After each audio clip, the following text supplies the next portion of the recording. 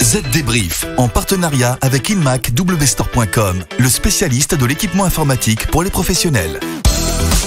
Hello tout le monde, de retour avec Estelle pour un nouvel épisode du Z Débrief, votre podcast dédié à la transformation numérique. Bonjour à tous, alors au programme cette semaine, une nouveauté de taille chez Microsoft qui revient entre autres au smartphone.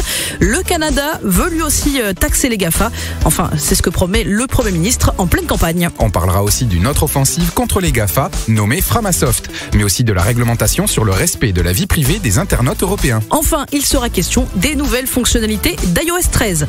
Allez, Z Débrief, c'est parti. Les dernières infos. Et pour commencer, vous le disiez Estelle, il y a du nouveau chez Microsoft qui revient sur le marché des smartphones. Oui, mercredi dernier, la firme de Redmond a créé la surprise avec l'annonce d'une tablette hybride à double écran nommée Surface Neo, mais surtout avec le smartphone Surface Duo qui tourne sous Android. Le smartphone est équipé de 2 écrans 5,6 pouces reliés par 2 charnières 360 degrés. Du coup, on peut le tourner comme on veut et l'écran inférieur peut même faire office de clavier ou de contrôleur de jeu virtuel. Ah Estelle, toujours fan des nouveautés PC. Bon, après, j'avoue, ça claque. Le Surface Duo reprend pas mal les codes esthétiques des appareils de la gamme Surface existante. Pas la peine de se ruer sur la toile ou en magasin, le Surface Duo n'arrivera sur le marché que fin 2020. Et son prix, pour le moment, n'est pas encore connu. La France fait des émules dans sa lutte pour la taxation des GAFA. Et oui, au Canada, le Premier ministre Justin Trudeau vient d'annoncer qu'il avait changé d'avis et qu'il ferait bien comme Paris. Il faut dire qu'il est en pleine campagne pour les législatives. Il prévoit donc de mettre en place un impôt dédié à taxer Google, Facebook et les autres géants américains de la technologie. Il prévoit même un prélèvement de 3% sur chaque recette publicitaire en ligne. Mais pour ça, il faut qu'il soit réélu. Certes, mais s'il est réélu, il évoque une entrée en vigueur dès avril prochain, avec l'ambition de collecter 540 millions de dollars canadiens en 2020, puis 730 millions en 2021. Les promesses n'engagent que ceux qui y croient, disent certains. Est-ce que vous pouvez être cynique, David ? En parlant d'ambition, voici du nouveau dans le monde des logiciels libres. Ah, je vois de quoi vous voulez parler, de Framasoft. Exactement. Framasoft, c'est l'association qui ne veut pas des GAFA. Eh bien, elle a décidé de cesser l'hébergement d'une partie des logiciels libres qu'elle propose. Et il y a 5 ans, cette association avait commencé à fournir des alternatives libres et open source aux logiciels propriétaires, souvent édités par les GAFA. Si elle arrête aujourd'hui d'héberger ces solutions, c'est tout simplement parce qu'elle est victime de son succès.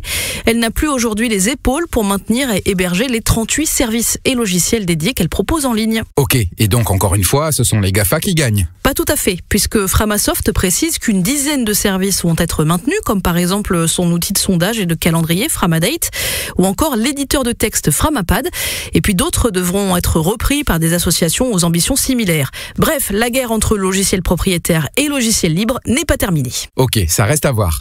Allez, on fait une petite pause avant de parler du RGPD. Besoin d'un accompagnement IT pour votre start-up ? PC portable Design XPS, station de travail précision ultra performante pour vos développeurs, écran tactile interactif pour vos open space. Et si vous regardiez du côté de chez Dell, on a tout pour vous séduire. Découvrez nos packs spécial start-up sur InMacWstore.com. Le chiffre marché. Une fois n'est pas coutume, ce n'est pas un chiffre, mais une proportion. Et elle fait froid dans le dos, moins d'un tiers des organisations se conforment pleinement au règlement général sur la protection des données, dit RGPD. Et cela, malgré l'entrée en vigueur, il y a près d'1 an et demi, de la législation sur la protection de la vie privée dans toute l'Europe. Mais c'est énorme! D'où sortez-vous ce chiffre? Eh bien, c'est la société Capgemini qui l'a communiqué. Elle a interrogé plus de 1000 personnes chargées de la conformité, de la protection de la vie privée et de la protection des données. Bilan, seuls 28% sont persuadés que leur entreprise est en accord avec la réglementation. Autre chiffre, 36% estiment que les exigences sont trop complexes et demandent beaucoup d'efforts pour être mises en œuvre, alors qu'un tiers des répondants disent que les coûts financiers de l'alignement sur le RGPD sont prohibitifs. Mais à quoi ça sert alors de faire des lois? On se le demande. Mais que fait la police? Ça peut toujours être utile. Allez, pour finir, voici quelques nouvelles fonctionnalités d'iOS 13 que vous n'avez peut-être pas encore vues et qui sont très utiles. Surtout pour ceux qui utilisent leur iPhone au travail et qui veulent être le plus productif possible. Tout d'abord, activez votre iPhone en mode sombre. Oui, c'est possible et de deux manières, via la fonction paramètres ou le centre de contrôle. Et désormais, pour annuler, plus besoin de secouer le téléphone. Il suffit juste d'un glissement à gauche avec 3 doigts.